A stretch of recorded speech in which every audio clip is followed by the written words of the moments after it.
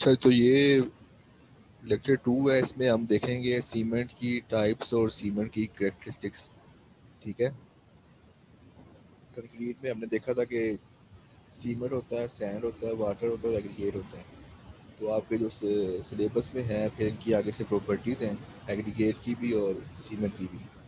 तो आज सीमेंट को देखते हैं, जितना टाइम हुआ एग्रीगेट का हुआ तो उसको भी देख लेंगे।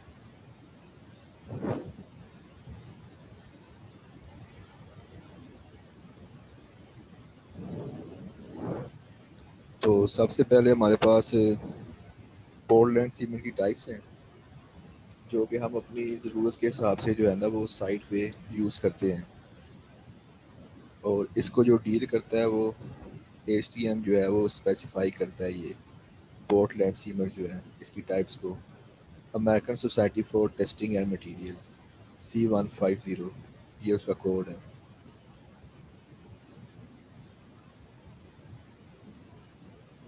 तो ये टाइप्स हैं टाइप 1 से type 1A, 2, type 2A, type 3, type 3A, type 4, type 5।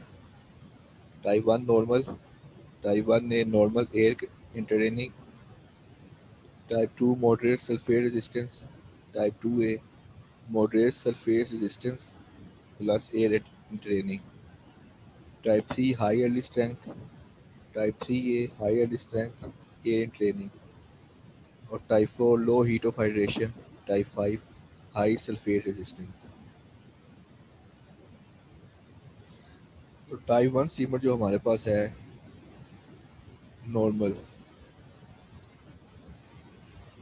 वे कौन सी सीमेंट है? ये जनरल पर्पस सीमेंट होती है, जो कि payment, floors, RC buildings, bridges, tanks और पाइप्स में यूज़ होती है। ये हम वहाँ पे यूज़ करते हैं, देखें, it is for all uses where the special properties of other cement types are not required, कि जहाँ पे हमें स्पेशल प्रॉपर्टीज़ नहीं ज़रूरत होती। फॉर एग्जांपल वर्केबिलिटी ज़्यादा या हीट ऑफ हाइड्रेशन कम हो, इस तरह की प्रॉपर्टीज़ होती हैं। या हाई अर्ली स्ट्रेंथ सीमेंट के मतलब जो उसकी गेन ऑफ स्ट्रेंथ है उसका रेट शुरू में ज़्यादा हमें चाहिए। वो अगर ऐसी हमारे पास कंडीशन नहीं है तो फिर हम ये वाली सीमेंट जो है वो यूज़ कर सकते हैं। फॉर एग्जांपल कौन सी प्रॉपर्टीज़ नहीं चाहिए? सल्फेट अटैक का इशू ना हो हमारे पास, या टेम्परेचर का इशू ना हो। ठीक है, मतलब ना हमारे पास सल्फेट अटैक का इश्यूज़ है, ना हमारे पास टेम्परेचर राइज का इशू है, तो हम फिर ये वाली सीमेंट की टाइप 1 जो है नॉर्मल सीमेंट ये यूज़ कर सकते हैं। ये उसकी जनरल एप्लीकेशन बताई गई है फिगर से। ये ब्रिजेस है और ये पेमेंट है। अब टाइप 2 सीमेंट के बारे में बता रहा है। टाइप 2 सीमेंट जो है वो हमारे पास एयर इंट्रेनिंग नॉर्मल और एयर इंट्रेनिंग सीमेंट होती है, कि इसमें हम एयर को इंजेक्ट करते हैं इस टाइप ऑफ सीमेंट में। It is used where precaution against moderate sulfate attack is important, as in drainage structures which may be subjected to a moderate sulfate construction from groundwaters. It has moderate sulfate resistance because it contains no more than 8% tricalcium aluminate C3A। अच्छा, पहले आप ये समझ लें कि sulphate attack होता क्या है। कोई सवाल है?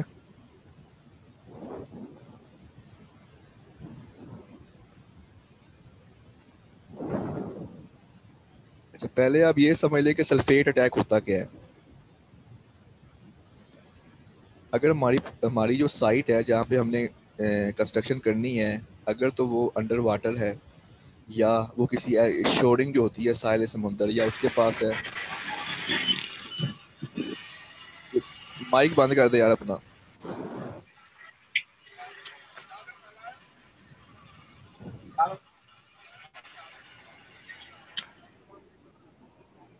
माइक अपने बंद कर दे शुएब।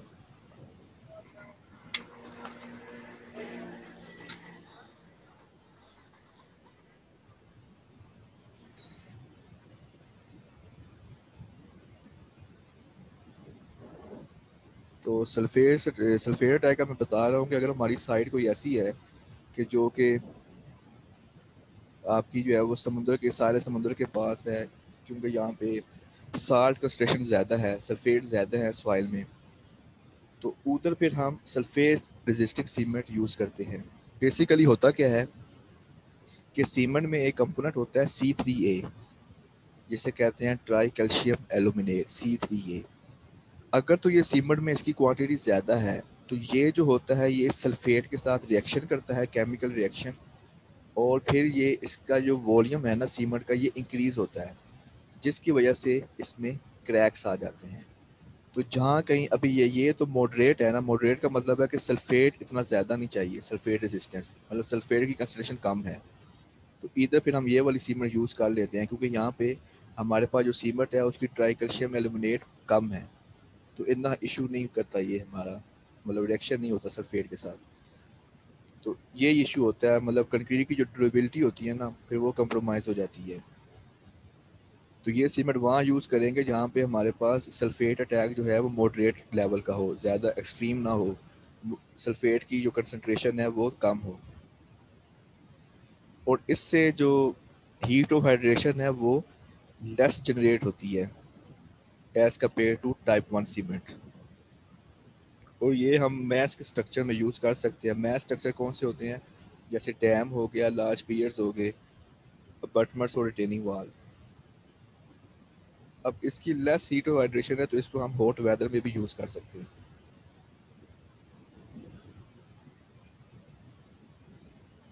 ये इसकी एप्लीकेशंस है।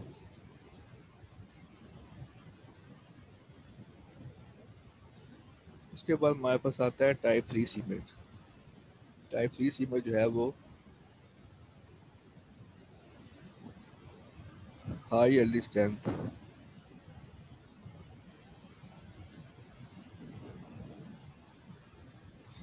ये केमिकली और फिजिकली जो है वो टाइप 1 सीमेंट की तरह ही है, लेकिन इसके जो पार्टिकल होते हैं वो फाइनर होते हैं, ज़्यादा फाइनर होते हैं सीमेंट के। It provides high early strength at an early period, usually a week और लेस। कि शुरू में जो उसका रेट ऑफ गेन और स्ट्रेंथ है ना वो बहुत ज़्यादा है, मतलब 80% जो है कंक्रीट सीमेंट की स्ट्रेंथ जो है वो एक वीक में ही आपको मिल जाती है शुरू में ही। It is use when form need to be removed as soon as possible और when the structure must be put into service quickly. इसका मतलब क्या है, इसका मतलब ये है कि जैसे अब हम कोई रोड कंस्ट्रक्शन करते हैं, तो रोड कंस्ट्रक्शन के लिए हमें ज़्यादा टाइम हमारे पास नहीं होता, क्योंकि हमने क्या करना होता है कि जल्दी से सर्विस प्रोवाइड करनी होती है ताकि ट्रांसपोर्टेशन शुरू हो सके। तो जब हम रोड कंस्ट्रक्शन कर रहे होते हैं, पेमेंट बना रहे होते हैं, तो उधर फिर हम ये वाली सीमेंट यूज़ करते हैं, क्योंकि इसकी स्ट्रेंथ का गेन जो है वो जल्दी हो जाता है, इतना टाइम नहीं लेता। दूसरी हमारे पास ये होती है कि जब हम कोई बिल्डिंग कंस्ट्रक्शन करते हैं, तो फॉर्म वर्क जो है वो हम जल्दी से रिमूव कर सकते हैं। मतलब अगर हमारे पास ये है कि हमने फॉर्म वर्क को ना कहीं और भी यूज़ करना है, तो जल्दी से हम रिमूव करके कहीं और यूज़ कर सकते हैं, तो उधर फिर हम ये वाली सीमेंट यूज़ करते हैं।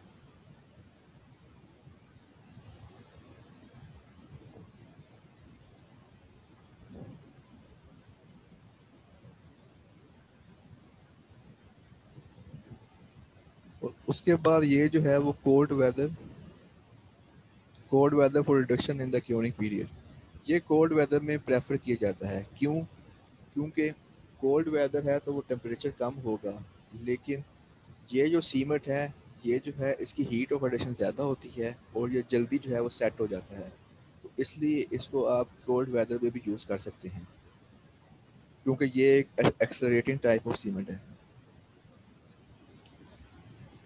ये उसकी एप्लीकेशन है, ये रोड में यूज़ होता है, ये वो उसमें ब्रिज में यूज़ हो रहा है। उसके बाद टाइप 4 सीमेंट है। टाइप 4 सीमेंट कौन सी थी?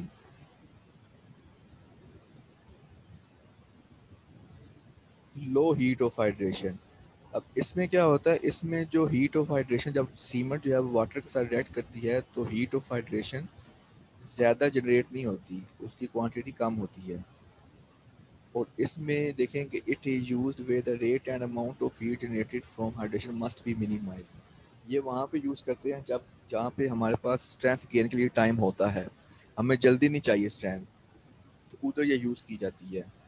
ये देखें, it develop strength at a slow rate as compare to other cement type. इसमें जो स्ट्रेंथ डेवलप होती है वो स्लोली डेवलप होती है, और ये सूटेबल होता है मैसिव कंक्रीट स्ट्रक्चर के लिए, जैसे कि डैम हो गया आपके पास, where the temperature rise resulting from heat generated during hardening and must be minimized to control the concrete cracking। अब ये है कि अगर हीट और वाइब्रेशन ज़्यादा डेवलप होगी तो उससे क्या होगा कि कंक्रीट में क्रैक आ जाएंगे। इसमें यह है कि कंक्रीट क्रैक की प्रॉब्लम भी नहीं होती, मिनिमाइज होती है।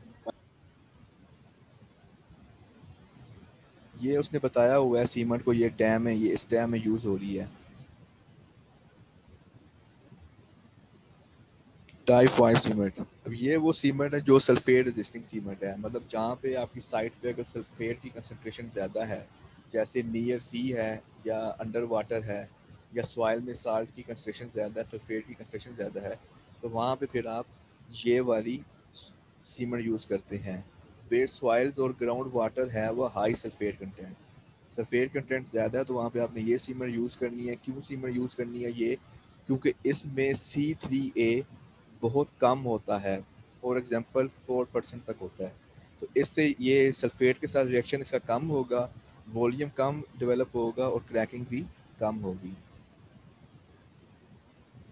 और ये एसिड और उसके लिए क्रोजिव सब्सटेंस के साथ इसका ये नहीं रेजिस्टेंस प्रोवाइड नहीं करता। अच्छा, अब ये एयर इंट्रेनिंग जो सीमेंट होती है ना, वो क्या होती है, उसको हम क्यों यूज़ करते हैं? इसमें ये होता है कि हम जो है small quantity of air entraining materials इसमें मिक्स कर देते हैं क्लिंकर के साथ। क्लिंकर का आपको पता होगा कि जब सीमेंट बनाने के लिए जब हम सीमेंट मैन्युफैक्चर करते हैं तो सबसे पहले हमारे पास रॉ मटेरियल होता है। रॉ मटेरियल कौन कौन सा होता है? लाइम होता है, सिलिका होता है, एलुमिना होता है। उसको हम मिक्स वगैरह करते हैं और ग्राइंड करते हैं, और उसको फिर हम किल में डाल देते हैं 1450 डिग्री सेंटीग्रेड टेम्परेचर पर, वेरी हाई टेम्परेचर पे। और उसके बाद जब हम उसको निकालते हैं बाहर तो हमारे पास बाल, जिस तरह बाल्स होती है ना, छोटी छोटी बाल्स टाइप स्ट्रक्चर हमारे पास आता है, जिसको हम क्लिंकर बोलते हैं। वो क्लिंकर होता है। अब जब वो क्लिंकर बन जाता है तो उसमें फिर हम ये एयर इंट्रेनिंग मटेरियल जो है वो ऐड कर देते हैं ड्यूरिंग मैन्युफैक्चर।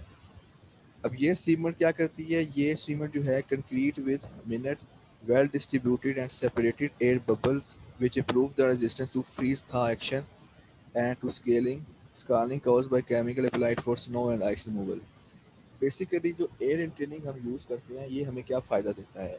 एक इसका फ़ायदा ये होता है कि ये हमारी वर्कबिलिटी ज़्यादा कर देता है। वर्कबिलिटी का मतलब है कि आपकी स्लम की वैल्यू को ज़्यादा कर देता है। सीमेंट और कंक्रीट को आप इजीली जो है वो मूव कर सकते हो, ट्रांसपोर्ट कर सकते हो। दूसरा ये क्या करता है, ये आपको फ्रीज था एक्शन के अगेंस्ट रेजिस्टेंस प्रोवाइड करता है। फ्रीज था एक्शन क्या होता है कि जब टेम्परेचर ज़्यादा या कम होता है, या कम होता है मतलब ठंडा होता है एटमॉस्फेयर, तो उसमें जो कंक्रीट होता है उसने करना होता है एक्सपैंड या कॉन्ट्रैक्ट। गर्म होगा तो वो कॉन्ट्रैक्ट करेगा और ठंडा होगा तो एक्सपैंड करेगा। तो इससे उसमें क्रैक डेवलप हो सकते हैं, तो उसमें ये रेजिस्टेंस प्रोवाइड करता है हमारे पास ये एयर इन ट्रेनिंग जो मटेरियल होता है। इसके बाद वाइट पोर्टलैंड सीमेंट है, ठीक है। ये सिंपल सा मतलब इसको आप पढ़ लेना कि इसमें जो है वो थोड़ी सी अमाउंट वो डाल देते हैं आयरन और मैग्नीशियम ऑक्साइड की, जो कि इसको वाइट पोर्टलैंड सीमेंट बोलते हैं। और ये ज़्यादातर जो है ना वो आर्किटेक्चरल पर्पस के लिए यूज़ होती है, डेकोरेशन के लिए, एस्थेटिकल इम्प्रूवमेंट के लिए। ये देखें, ये वाइट सीमेंट यूज़ हुई है, ये फ्लोर में हुई है, ये बिल्डिंग में वाइट सीमेंट। उसके बाद ब्लेंडेड हाइड्रोलिक सीमेंट होती है। ये सीमेंट प्रोड्यूस होती है blending Portland cement by product material such as blast furnace slag, fly ash, silica fume and other pozzolans. इन मटेरियल के साथ इसको मिक्स किया जाता है सीमेंट को, तो उसको हम ब्लेंडेड हाइड्रोलिक सीमेंट बोलते हैं। अब ये जो फ्लाई ऐश और जो सिलिका फ्यूम होती है ना, ये भी हमारे पास एक एडमिक्सचर्स टाइप है। इनको हम बोलते हैं मिनरल एडमिक्सचर्स। एक होते हैं केमिकल एडमिक्सचर्स, एक होते हैं मिनरल एडमिक्सचर्स। केमिकल जो एडमिक्सचर्स होते हैं उनको हम बोलते हैं, उसमें एक्सलेटर आ जाता है, उसमें रिटार्डर आ जाता है और इस तरह की चीज़ें वो हमारे पास केमिकल एडमिक्सचर्स होते हैं। लेकिन ये जो फ्लाई ऐश है, सिलिका फ्यूम्स है और राइस ऐश को होता है, उनको हम बोलते हैं मिनरल एडमिक्सचर। ये क्या करते हैं, ये जो होती है ना हमारे पास सीमेंट और कंक्रीट, उसकी प्रॉपर्टीज़ को इम्प्रूव कर देती हैं। तो इसको हम बोलते हैं ब्लेंडेड हाइड्रोलिक सीमेंट। जैसे ये वो ब्लेंडेड सीमेंट है। अच्छा, फिर एक स्टैंडर्ड है ASTM, American society of testing material C596, ये कोड है।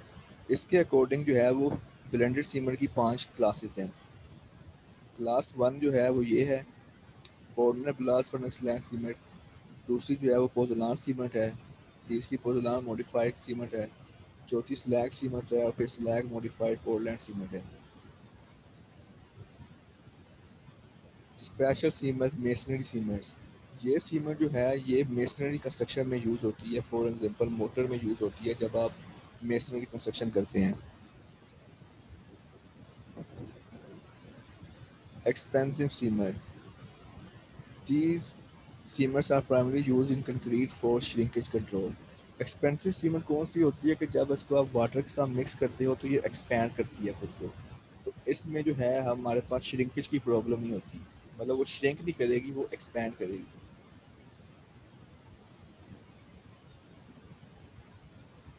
ये फिर वो सीमेंट की टाइप्स हैं जो कि हमारे पास ASTM के अंडर नहीं आती। ये टाइप्स हैं, ये यूजेज हैं। ये ऑयल वेल सीमेंट है, इसका यूज़ क्या है कि ये सीलिंग ऑयल वेल्स, जो ऑयल वेल्स होते हैं ना उनको सील करने के लिए ऑयल वेल सीमेंट यूज़ की जाती है। उसके बाद है वाटर प्रूफ सीमेंट। ये क्या करते हैं, ये रिड्यूसिंग कैपिलरी वाटर ट्रांसमिशन को, मतलब अगर वाटर प्रूफ प्रॉब्लम इसमें नहीं होती, वाटर इसमें मूव नहीं कर सकता इस टाइप ऑफ सीमेंट में। प्लास्टिक सीमेंट क्या होती है, प्लास्टर और स्टको कोटिंग एक्सटीरियर सरफेस, जो आप प्लास्टर वगैरह करते हैं घरों में या बिल्डिंग में कहीं भी, तो उसमें ये प्लास्टिक सीमेंट यूज होती है।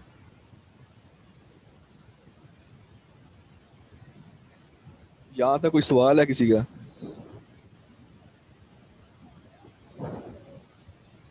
No sir. No sir, no.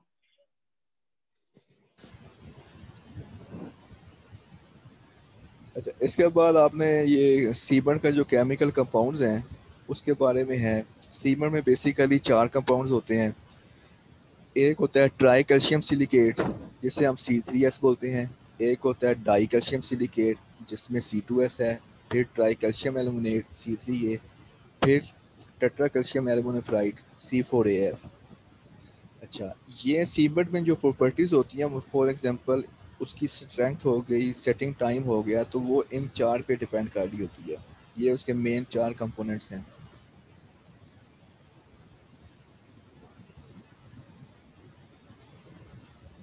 C3S जो होता है ये 50 to 70% होता है सीमेंट में। C2S जो है वो 50 to 30% इसका होता है। C3A 5 to 10% और सबसे कम ये C4AF होता है, जो 5 to 15% होता है। अब C3S का रोल क्या है, C3S करता क्या है सीमेंट में?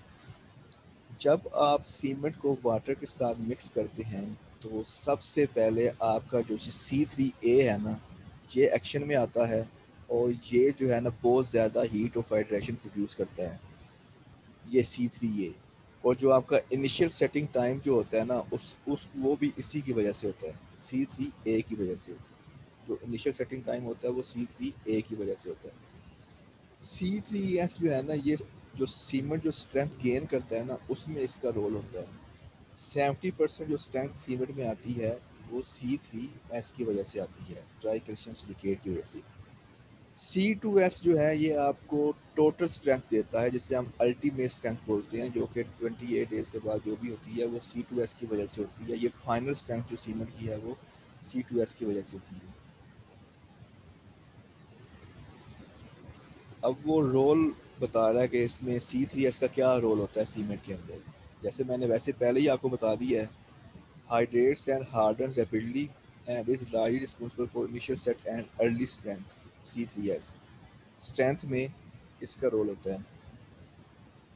अगर हम C3S इंक्रीज़ करेंगे तो वो जल्दी से जो शुरू में स्ट्रेंथ जो है वो जल्दी जल्दी अपनी गेन कर लेगा, अगर हम C3S की परसेंटेज ज़्यादा कर देंगे तो। C2S जो है ये आपको फाइनल स्ट्रेंथ देता है, ये स्लोली जो है वो हाइड्रेट और स्लोली हार्डन होता है। C3A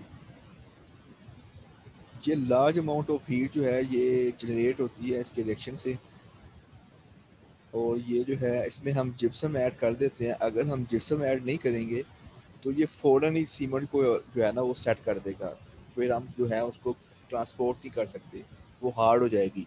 तो उसके लिए हम क्या करते हैं, हम जिप्सम को ऐड कर देते हैं जो कि C3A को कंट्रोल करता है इसके रिएक्शन को, और सीमेंट को बहुत जल्दी हार्ड नहीं होने देता। हम उसको 30 मिनट तक जो है वो टाइम देते हैं ताकि वो 30 मिनट से पहले पहले सेट ना हो, और इसमें हम अपना काम कर लें, हम उसको ट्रांसपोर्ट कर दें जहाँ पे हमने ट्रांसपोर्ट करना है, जिस साइट पे जिस जगह पे। अगर सीमेंट में ये C3A की परसेंटेज कम होगी तो resistant to soil and water containing sulphates, ये हम पहले डिस्कस कर चुके हैं कि जहाँ पे सल्फेट अटैक का खतरा होता है वहाँ पे हम ये वाली सीमेंट यूज़ करते हैं जिसमें C3 की क्वांटिटी कम होती है, ताकि सल्फेट का रिएक्शन ना हो C3A के साथ। C4AF इसका कोई रोल नहीं होता हाइड्रेशन में। अच्छा, अब हाइड्रेशन ऑफ सीमेंट क्या होती है? हाइड्रेशन ऑफ सीमेंट, जब आप सीमेंट में वाटर ऐड करते हो तो सीमेंट वाटर के साथ ऐड करती है और उसमें हीट ऑफ हाइड्रेशन जनरेट होती है, इसको आप कहते हैं हाइड्रेशन ऑफ सीमेंट। इसमें क्या होता है कि सीमेंट कंपाउंड जो है वो केमिकली रिएक्ट करते हैं वाटर के साथ, फिर न्यू कंपाउंड बनाते हैं जो कि सीमेंट को हार्ड कर देती है कंक्रीट में। C3S and C2S hydrate to form calcium hydroxide and calcium silicate hydrate CSH। CSH क्या होता है? कैल्शियम सिलिकेट हाइड्रेट होता है। तो ये जब रिएक्शन होता है तो फिर ये कंपाउंड्स बनते हैं, कैल्शियम हाइड्रोक्साइड बनता है और CSH की जेल बनती है। ये जो स्ट्रेंथ आती है ना सीमेंट में, उसका रिस्पॉन्सिबल ये CSH होती है, कैल्शियम सिलिकेट हाइड्रेट। इसकी वजह से सीमेंट में स्ट्रेंथ आती है, वो हार्ड होती है।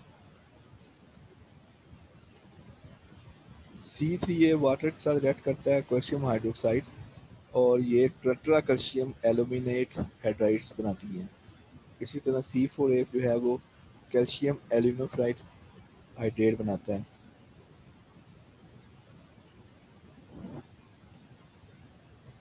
ये इसमें आपने डिटेल में नहीं जाना, ये वैसे ही वो टेबल दिया हुआ है। मेन यही है जो आपको बता दिया है कि सीमेंट के 4 कंपाउंड होते हैं, C3S, C2S, C3A, C4A, और किस कंपाउंड का क्या रोल है वो मैंने आपको बता दी है, वो बस आपने अपने माइंड में रखना है, ये ज़्यादा डिटेल में जाने की जरूरत नहीं है।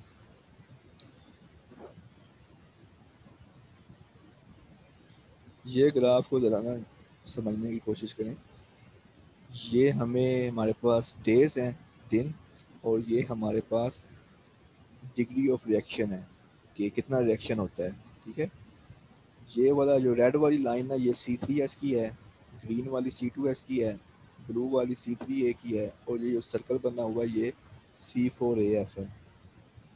तो इसमें वो क्या बता रहा है कि जो आपका C3A है, जैसे जब मैं शुरू में आपको बता रहा था कि इसका रिएक्शन बहुत ज़्यादा होता है और बहुत जल्दी होता है, इनिशियल सेटिंग टाइम इस पर ज़्यादा मेजर डिपेंड कर रही होती है। तो इसका रिएक्शन जो देखें कि थोड़ी सी देर में, मतलब है कि अगर आप देखें तो तीन तीन दिनों में ही उसका रिएक्शन ये 79%, 78% हो जाता है C3A का, और इसके बाद आ जाता है C3S।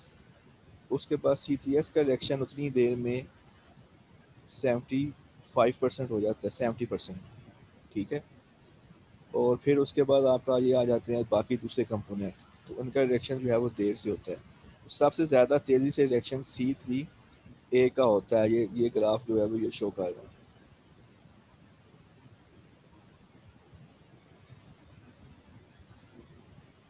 उसके बाद ये फिगर है, ये उसके कंपोनेंट की वो कलर में कंपोनेंट बताए हुए हैं, C3S, C2S, C4AF, C3A। ये जो है वो टाइम को शो कर रहा है, और ये जो है उसके अमाउंट को शो कर रहा है। Relative volume of major compounds in hydrated cement paste, तो जो सीमेंट पेस्ट है उसमें किस कंपाउंड की कितनी क्वांटिटी बनती है।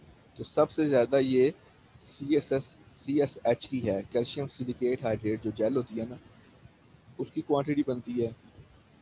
फिर ये कैल्शियम हाइड्रोक्साइड है, और फिर ये दूसरे जो है वो कंपोनेंट है। तो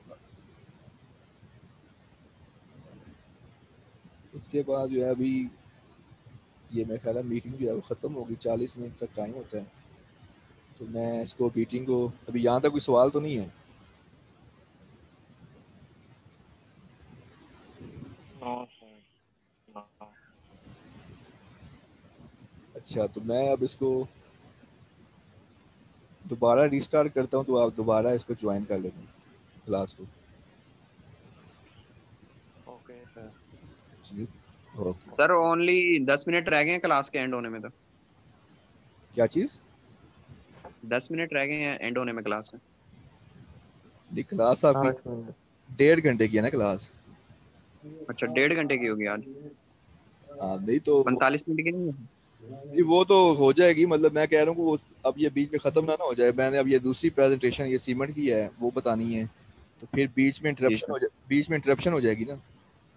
वो जी देखो, सर। वो कह रहा है कि अभी ये 10 मिनट में ख़त्म हो जानी है, तो मैं दोबारा रीस्टार्ट करता हूँ, तो दोबारा आप ज्वाइन कर लो। ठीक है सर, इसी लिंक पे करना सर। हाँ, इसी लिंक पे मैं अभी रीस्टार्ट करता हूँ क्लास।